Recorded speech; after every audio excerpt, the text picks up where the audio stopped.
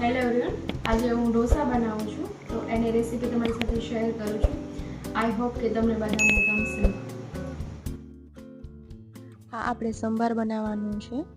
તો એમાં મેં ટમેટાં લીધા છે, ડુંગળી લીધી છે અને લાલ મરચાં લીધા છે અને આદુ લસણ લીધા છે. તો મરચાંને પહેલાં થોડા ફ્રાય કરી અને સાઈડમાં લઈ લઈશું. પછી આપણું ડુંગળી ને મસાલા ને એ બધું થોડુંક સાતળી લઈશું. પછી ટમેટાં એડ કરી અને એને પણ થોડીક વાર રહેવા દઈશું. આમાં આપણે મીઠું અને ધાણા જીરું પાવડર નાખીને 2 થી 5 મિનિટ રહેવા દઈશું.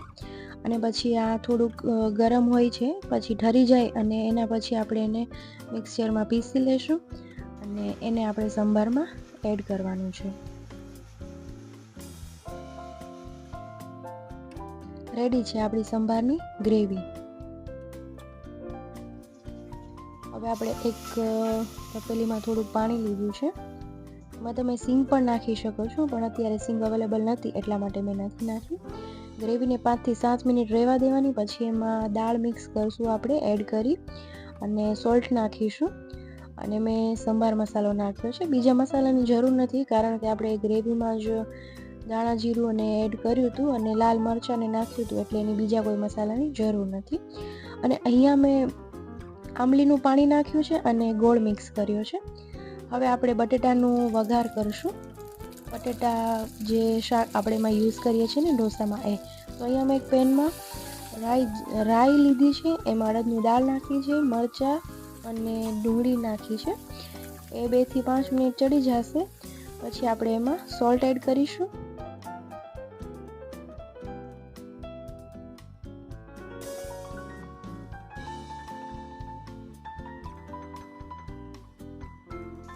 હવે આપણે આમાં ટમેટાં એડ કરીશું. ટમેટાને પણ 2 થી 3 મિનિટ માટે આપણે મિક્સ કરી અને રહેવા દઈશું. પછી આપણે એમાં હલ્દી પાવડર મિક્સ કરી અને એને પણ 2 થી 3 મિનિટ માટે મસાલા રહેવા દઈશું.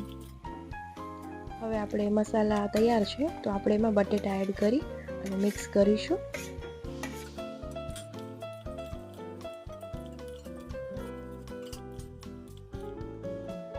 ઉપરથી આપણે ધાણાભાજી એડ કરીશું અને રેડી છે આપણો આ બટેટાનો ઢોસા મસાલો.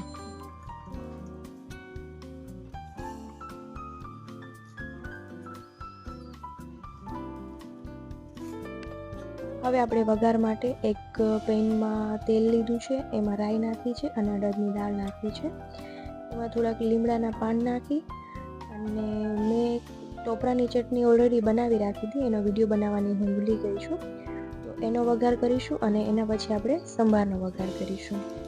તો થોડોક વઘાર અત્યારે હું ચટણીમાં નાખીશ, જેનાથી ચટણીનો ટેસ્ટ એકદમ સારો લાગે.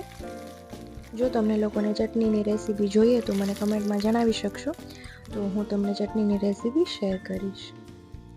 અને હવે આપણે કરીશું આ વઘાર સંભારમાં. તો આપણા સંભારમાં વઘાર પણ થઈ ગયો છે અને હવે આપણો સંભાર પણ મસ્ત થઈ ગયો છે, ઘાટો. તો હવે આપણે અહીંયા ગેસ બંધ કરી અને આપણો સંભાર રેડી છે. હવે આપણે ઢોસા બનાવીશું. ઢોસાનું બેટર પણ મેં ઘરે જ બનાવ્યું છે. તમને એની રેસીપી જોઈતી હોય તો એ પણ તમે મને કમેન્ટમાં જણાવજો, તો એની રેસીપી હું તમારી સાથે શેર કરીશ.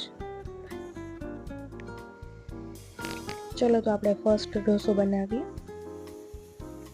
રાઉન્ડ રાઉન્ડ કરીશું.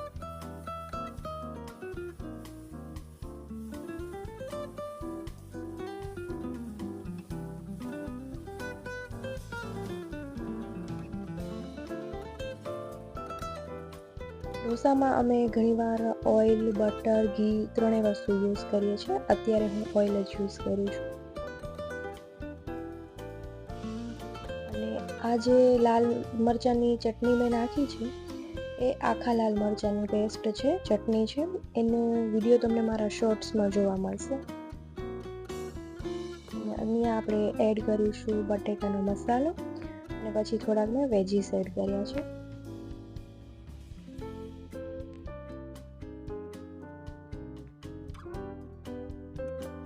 એને થોડુંક મિક્સ કરી અને પાથરી દઈશું. પછી આપણો ઢોસો થોડોક સાધારણ ક્રિસ્પી થઈ જાય પછી એને લઈ લઈશું.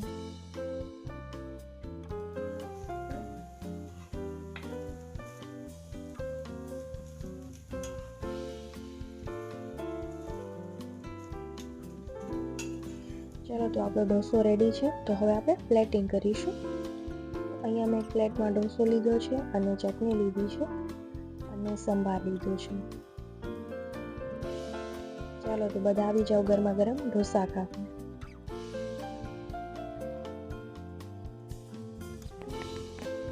તો હવે હું બનાવું છું પિઝા ઢોસા.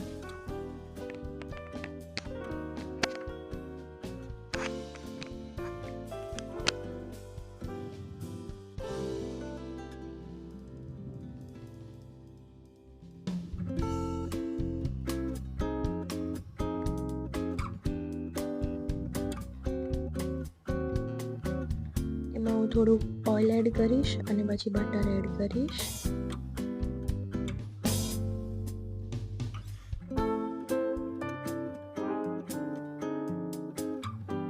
અહીંયા તમે પિઝા પાસ્તા સોસ પણ એડ કરી શકો છો અને શેઝવાન ચટણીનો પણ યુઝ કરી શકો છો. મેં અહીંયા રેડ ચટણી યુઝ કરી છે અને એમાં આપણે એડ કરીશું મિક્સ વેજીસ.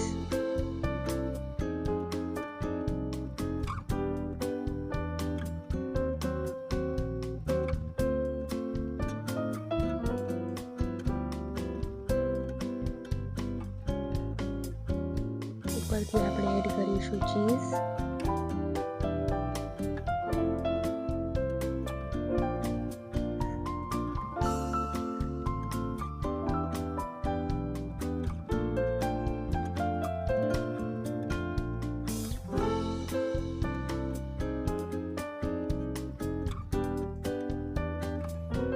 અને હવે આપણે એડ કરીશું chilli flakes and mix hub. તો તૈયાર છે આપણો આ પિઝા ઢોસા. આઈ હોપ કે તમને મારી આ રેસીપી ગમી હશે. જો તમને મારી રેસીપી ગમી હોય તો પ્લીઝ તમારા ફેમિલી ફ્રેન્ડ્સમાં શેર કરજો અને મને કમેન્ટમાં જણાવજો કે તમને કેવી લાગે રેસીપી. અને તમને કોઈ ડાઉટ હોય, કંઈ મસાલાનું કે કંઈ પૂછવું હોય તો એ પણ તમે મને પૂછી શકો છો. સો પ્લીઝ મારી ચેનલને લાઈક, શેર અને સબસ્ક્રાઈબ